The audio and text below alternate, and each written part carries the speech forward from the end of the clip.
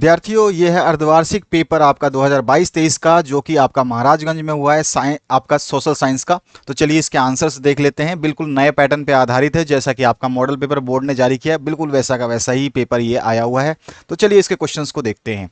इसमें पहला है क्वेश्चन, नेपोलियन का संबंध किस देश से था? मैंने एमसीक्यू की सीरीज डाल दी है, संजीवनी नाम से सीरीज चल रही है।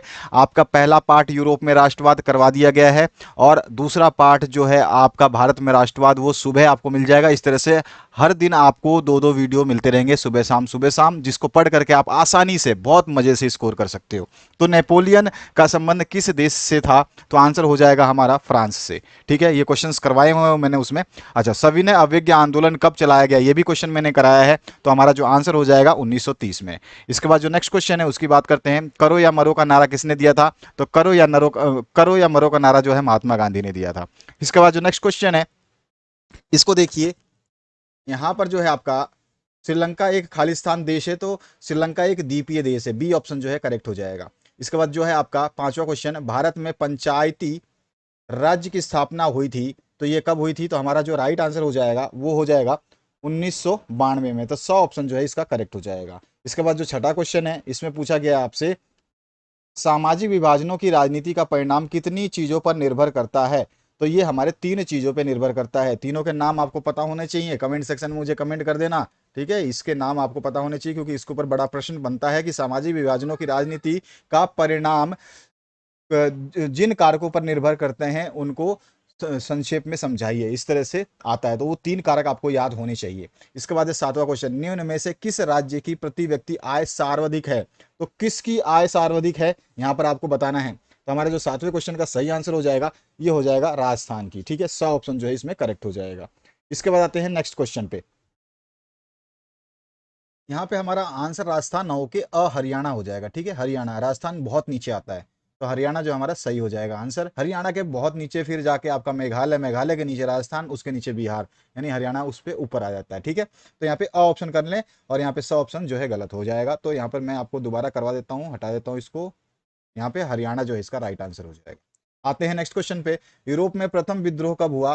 तो यहाँ पे हमारा जो राइट आंसर हो जाएगा, यूरोप में जो विद्रोह हुआ था वो हुआ था 1830 में। तो यहाँ पे बी ऑप्शन जो है करेक्ट हो जाएगा। नौवा जो क्वेश्चन है, प्रशा के महत्वपूर्ण मंत्रियों की बैठक कब हुई थी? तो ये हुई थी 1871 में, जब प्रशा के मंत्रियों की बैठक हुई थी। उस दिन बहुत तगड़ी सर्दी पड़ रही थी, और शीश महल में जब बैठे थे। ठीक है, इसके बाद आ जाइए नेक्स्ट क्वेश्चन पे।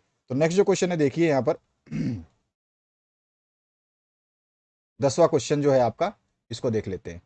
तो 10वें क्वेश्चन में आपसे क्या पूछा गया है, जलियांवाला बाग हत्याकांड कब हुआ? ये सारे क्वेश्चंस मैं करवाते जा रहा हूं। मोस्ट इंपोर्टेंट क्वेश्चन की जो सीरीज चल रही है उसको जरूर देख लेना, उसकी वजह से आप लोगों का जो कैरियर एकदम बन जाएगा 2023 का। तो यहाँ पर 10वां जो क्वेश्चन है इसमें सीधा सीधा पूछा गया है, जलियांवाला बाग हत्याकांड कब हुआ? तो हमारा जो आंसर हो जाएगा वो हुआ था 1919 को। ठीक है, अभी अभी मैंने जो अभी डाला था इंपॉर्टेंट सीरीज, उसमें सब कुछ आपको मिलेगा। ठीक है, और 11वां जो है आपका, भूमि एक खालिस्तान संसाधन है। तो भूमि कैसा संसाधन है? तो ये भूमि जो है प्राकृतिक संसाधन है। ठीक है ना, तो यहाँ पर जो है आपका 100 ऑप्शन करेक्ट हो जाएगा। 12वां जो प्रश्न है इसमें देखिए, 12वें प्रश्न में आपसे क्या पूछा गया है? 12वें प्रश्न में पूछा गया है, भारत में वन महोत्सव का शुभारंभ जो है किस वर्ष किया गया था? तो इसको किया गया था 1950 में। ठीक है, तो अ ऑप्शन जो है इसमें करेक्ट हो जाएगा। इसके बाद आते हैं 13 नंबर क्वेश्चन पे। 13 नंबर क्वेश्चन है, सलाल बांध किस नदी पर बना है? तो हमारा जो राइट आंसर हो जाएगा, सलाल बांध जो बना हुआ है ये बना हुआ है चिनाब नदी पे। ठीक है, तो यहाँ पर जो है हमारा चिनाब नदी हो जाएगा, बी ऑप्शन करेक्ट हो जाएगा। इसके बाद 14 नंबर जो क्वेश्चन है, बेल्जियम की राजधानी का क्या नाम है? तो ब्रुसेल्स नाम है इसका, सभी को पता है। इसके बाद जो नेक्स्ट है, भारत का पड़ोसी द्वीपीय देश कौन सा है? तो यहाँ पे पड़ोसी द्वीपीय देश आपको बताना है, तो वो है श्रीलंका। ठीक है, द्वीपीय देश। इसके बाद आ जाइए नेक्स्ट क्वेश्चन पे। तो आते हैं हम नेक्स्ट क्वेश्चन की तरफ, जो है आपका, भारत की राजभाषा कौन सी है? तो सभी को पता है कि भारत की राजभाषा जो है वो हिंदी है, तो हमारा बी ऑप्शन करेक्ट हो जाएगा। 17वां क्वेश्चन है, नगर निगम के प्रमुख को क्या कहते हैं? तो नगर निगम के प्रमुख को जो हम मेयर कहते हैं। ठीक है, सातवां जो है 100 ऑप्शन करेक्ट हो जाएगा। 18वें क्वेश्चन की बात करें, विश्व में कितने देशों में संघीय शासन की व्यवस्था है? तो विश्व के लगभग लगभग 25 देशों में संघीय शासन की व्यवस्था है, तो अपना द ऑप्शन करेक्ट हो जाएगा। 19वां क्वेश्चन है, लोगों के बीच एक सामान्य विकार लक्ष्य, विकार नहीं होगा यहाँ पे, विकास होगा, सामान्य विकास लक्ष्य लोगों के बीच में सामान्य विकास लक्ष्य, जो लोगों के बीच में सामान्य की बात हो रही है तो उनका आय जो है मेन जो है विकास लक्ष्य है, ठीक है, आय। इसके बाद आ जाइए नेक्स्ट क्वेश्चन पे। यहाँ पर जो है अगर ये उपरोक्त सभी दे देता इसमें तो वो और बेहतर होता, लेकिन उपरोक्त बोला नहीं, तो हमारा जो आय है ये मेन इंपॉर्टेंट है। इसके बाद में जो है आपसे क्या पूछा गया है ये देखिए, यहाँ पे भारत में कितने प्रतिशत लोग जो है रोजगार की दृष्टि से प्राथमिक क्षेत्र पर जो है निर्भर हैं। तो रोजगार जो है यानी कि प्राथमिक में जो है आपके जो डायरेक्ट कृषि आपका आ जाता है, पशुपालन आ जाता है, मत्स्य पालन आ जाता है, सारी जो प्रकृति से रिलेशन है उसकी बात हो रहा है। तो यहाँ पर जो हमारा ऑप्शन हो जाएगा 61%, ठीक है। तो यहाँ पर जो है द ऑप्शन जो है करेक्ट हो जाएगा इसका। इसके बाद आते हैं नेक्स्ट क्वेश्चन पे, जो यहाँ पे खंड बी आपका शुरू हो चुका है। अब देखिए, गांधी जी के सत्याग्रह का अर्थ बताइए। मॉडल पेपर में क्वेश्चन आ चुका है, मैं इसको सॉल्व करवा चुका हूँ, जाकर के आप चेक कर सकते हैं। जर्मन एकीकरण की प्रक्रिया का संक्षेप में बताइए। नेक्स्ट जो पार्ट है, संसाधन प्रयोजन की प्रक्रिया को स्पष्ट कीजिए।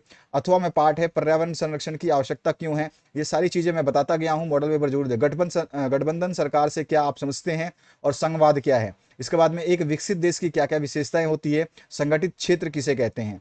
इसके बाद है दीर्घ उत्तरीय प्रश्न, राष्ट्रवाद पर एक निबंध जो है आपको लिखनी है, असहयोग आंदोलन पर एक निबंध जो है आपको लिखना है। इसके बाद में मैंने असहयोग आंदोलन जो है उसके बारे में क्वेश्चन करवाया, आप बस मॉडल पेपर देखिए आपको बहुत कुछ मिलेगा।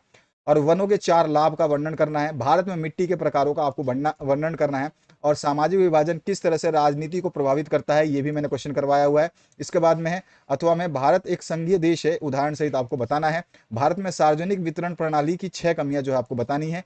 और अथवा में है संगठित और असंगठित क्षेत्रों में अंतर आपको लिखना है। इसके बाद जो आपका नेक्स्ट पार्ट जो इसमें पूछा गया है उसको देख लीजिए। यहाँ पे आपसे क्या पूछा गया है, मानचित्र कार्य है इसमें। तो मानचित्र कार्य में आपसे दिया क्या गया है, वह स्थान जहां दांडी मार्च शुरू हुआ, वह स्थान जहां प्रथम असहयोग आंदोलन हुआ, वह स्थान जहां ताजमहल है, और वह स्थान जहां 1929 भारतीय राष्ट्रीय कांग्रेस का अधिवेशन हुआ, और वह स्थान जहां चौरा चौरी कांड हुआ। ठीक है, तो ये सारे के सारे मानचित्र वाले कार्यक्रम मैंने करवा रखे हैं। अगर आप इनके कंप्लीट सॉल्यूशन चाहते हैं तो 2022 के पहले मॉडल पेपर देखना, 2023 के बाद में देखना। 2023 के ऊपर मिलेंगे आपको प्लेलिस्ट में, और उसके नीचे जाके 2022 के मिलेंगे। तो 2022 और 23 के मॉडल पेपर्स को बढ़िया तरीके से पढ़ लेना, इसमें से बहुत क्वेश्चन आपको देखने को मिलेंगे आपके एग्जाम पेपर में। और उसका सोल्यूशन मैंने दे दिया है मानचित्र वर्क के साथ में, ठीक है, और सारे क्वेश्चन। और भारत के दिए गए मानचित्र में जो है निम्नलिखित को दर्शाने हैं, जिसमें लौह अयस्क क्षेत्र का नाम बताना है, रबड़ उत्पादक क्षेत्र, टिहरी बांध और सलाल बांध और महाराष्ट्र। ठीक है, ये आपको मानचित्र में दर्शाने। तो इस तरह का ये पेपर आया हुआ था आपके सामने। ये पेपर है जो सामाजिक विज्ञान का हमने देखा, और ये महाराजगंज का पेपर है जैसा कि हमें बताया गया है।